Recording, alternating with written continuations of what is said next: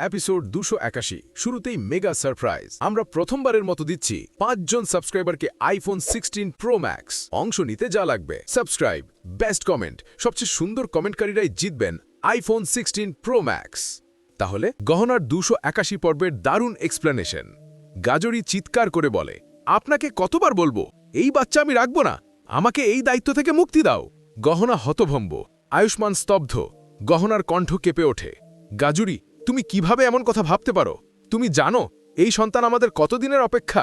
গাজরি বিরক্ত, মানসিকভাবে বিপর্যস্ত। সে বলে তার নিজের জীবনে দায়িত্ব পাহাড় সমান, আর এই অবস্থায় সন্তান রাখা তার পক্ষে অসম্ভব। গহনা ভেঙে পড়ে, কিন্তু আয়ুষ্মান শান্তভাবে গাজরিকে বোঝানোর চেষ্টা করে, আমরা তোমাকে প্রতিশ্রুতি দিয়েছি, তোমার মঙ্গলই আমাদের লক্ষ্য, শুধু একটু ভরসা রাখো। কথা কাটাকাটির মাঝেই হঠাৎ গাজরি পাহড়কে পড়ে সোজা পেটে আঘাত পায়। ঘর ভরে যায় চিৎকারে, গহনা ছুটে ধরে।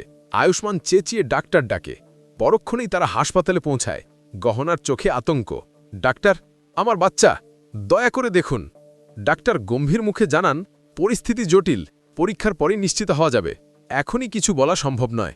হাসপাতালের করিডোরে বসে গহনা নিজেকে দোষ দেয়, আজ যদি আমাদের ভুলে বাচ্চার ক্ষতি হয়, আমি নিজেকে কোনো দিন মাফ করতে পারবো না। আয়ুষ্মান তাকে শান্ত করে, এটা শুধু দুর্ঘটনা ছিল, তুমি নিজেকে দোষ দিও না। এদিকে বাড়িতে কমলা ও বাকি পরিবার গহনা আয়ুষ্মানের ফোন না পাওয়ায় আতঙ্কিত। পরিবার ভাবে কিছু বড় সমস্যা হয়েছে। গহনার মনে পড়ে যায় সকালবেলার মন্দির প্রসাদ। সে ভাবে যে মাটি বীজকে ধরে রাখে তার আশীর্বাদ পাওয়াই প্রথম দরকার। সে গোপনে ডাক্তার চেম্বার থেকে বেরিয়ে গাজরির কাছে যায়। গাজরির মুখে প্রসাদ তুলে দিয়ে বলে, তুমি আমার সন্তানের আশ্রয়, ঈশ্বর তোমাকে আশীর্বাদ করুক। পরিবারের সবাই হাসপাতালে পৌঁছায়।